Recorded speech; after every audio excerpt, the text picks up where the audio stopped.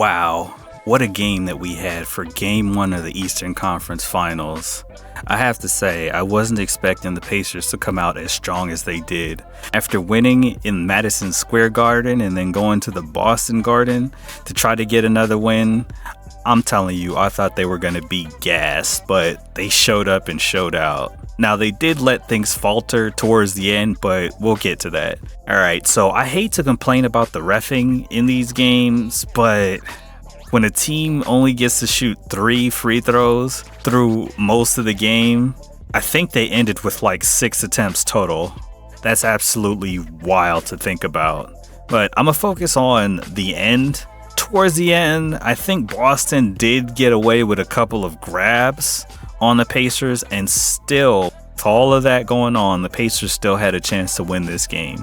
I think the focus should be on whether or not you fouled Jaylen Brown as he puts up that 3 to end the game. It was so quick, but I feel like Brown was there long enough and thinking about it long enough to where you could have fouled him real quick before he went into his upward shooting motion.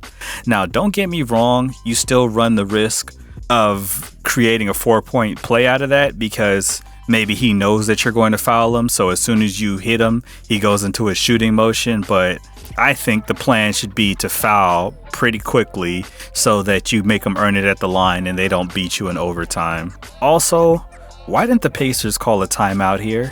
I mean, you're struggling to get the ball in bounds.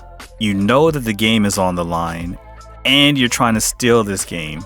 Look, if the pass is uncertain and you just think for a moment that you're not going to be able to make it, call a timeout. There's nothing wrong with that.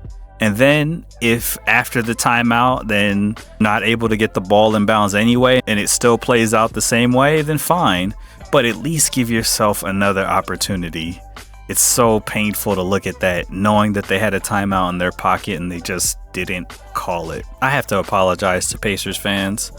I wasn't watching for most of this game because I looked up and Boston was up like 12 in the first quarter, and I was like, yep, the Pacers are tired, so this is going to be a blowout.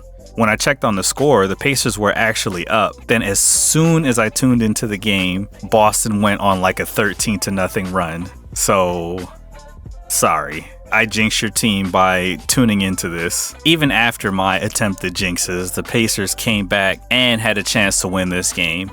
I really feel like they let this one slip through their fingertips. And I hope it doesn't crush them for the rest of the series, because we've seen this happen where a team that isn't supposed to win, either they win the first game or they come close to winning the first game, and that just spends them for the rest of the series. Now, every time that I've doubted the Pacers in these playoffs, they've come back even stronger, so maybe that's a good sign. Maybe they know that they can actually hang with the Celtics, so they come out even stronger in game 2. I mean, after fighting the Knicks, coming so close in game 1 of this series, it's hard for me to see them coming out with the same type of fighting energy. But wow, if every game in this series could be like this, please sign me up.